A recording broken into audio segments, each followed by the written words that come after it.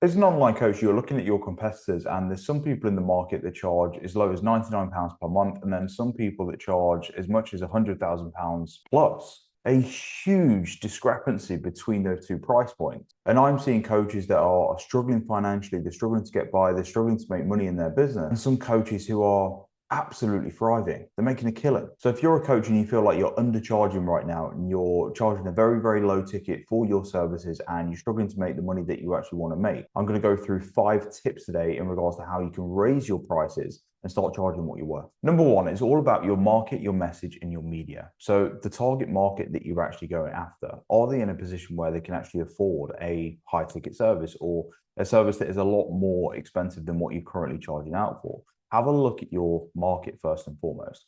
Next, your media. How are you portraying yourself online? Are you coming across professional?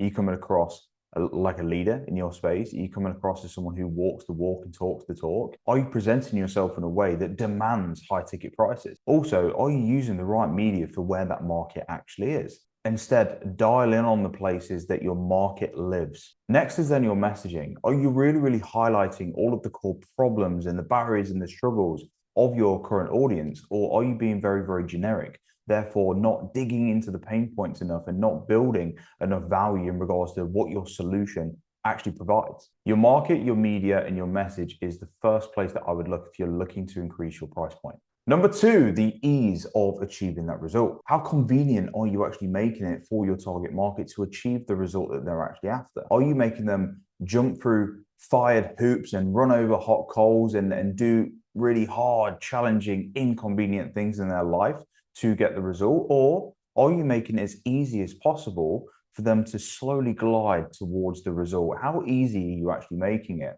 Because the easier it actually is, the more convenient it actually is to achieve the result, the more that they'll pay for it. Number three then is the speed in which your clients actually get the result that they're after. People pay more for speed, the faster they actually get a result. Now, I always like to use this example in regards to 2 theme park tickets. Ticket number 1 is completely free for your target market in this particular instance, okay? So you're giving away a free theme park ticket. But the caveat to that is they have to wait 5 hours in a queue before they even get inside the doors of that theme park. Ticket number 2 is £100, but they get to walk straight in, plus there's an additional bonus where they get a fast pass onto every single ride. Even though ticket number 1 is free, most people will pay the £100 to get into the theme park instantly and get all of the fast passes onto each and every ride. The speed beats free every single time. So if you're a coach that always has a look at your competitors and you try to beat your competitors on price and actually lower your price, instead think about raising your price and deliver the result to the client faster than you're currently doing. This is also a really interesting point for those of you coaches who like to hang on to your clients as long as possible. And you think the longer that someone stays with me, the more money that they'll pay me in their lifetime value, which is absolutely correct. But what you find is in most cases, and just using a random example here, if you're £100 per month as a coach right now, and your lifetime value is your retention is a year, your lifetime value is 1.2K, and you're keeping that client on for a year, and you think that is absolutely fantastic. Clients are coming in, the lifetime value on average is 1.2K. Brilliant. Now, if you delivered that same result and you took it from a year to 3 months, you could charge double, triple, if not 4 times, 5 times the price point, because you're delivering the result faster, therefore reframing the way that you're actually thinking in regards to delivering your coaching service and pricing your coaching service. We've all heard that saying, time is money. People pay for things that are delivered to them faster. Number 4, your case study count and experience. Now, this is something that you can't magic out of thin air. Now, this is a component that comes from time. The more results that you have, the more experience that you have, the better you get as a coach. You can gradually increase your price point because you've got that experience, you've got that backing behind you. So if you're a coach starting out right now, you might not be the most expensive coach in your market, which is absolutely fine. But you've got a target to work towards. And with demand actually coming into your business, every 5 to 10 clients that comes through, you can increase your price ever so slightly for the new clients coming through. And you have a target and you have something that you can gradually taper up to and work toward. Because the more case studies you actually have, the more results you actually have, the more success stories you have, the more experience that you actually have as a coach delivering that result, the higher price you can actually demand. Because there's proof behind the fact that you can do what you said you can do. Therefore, there's more trust, and therefore there's more confidence, which leads us on to point number 5. Your clients need to trust the fact that you can deliver the result.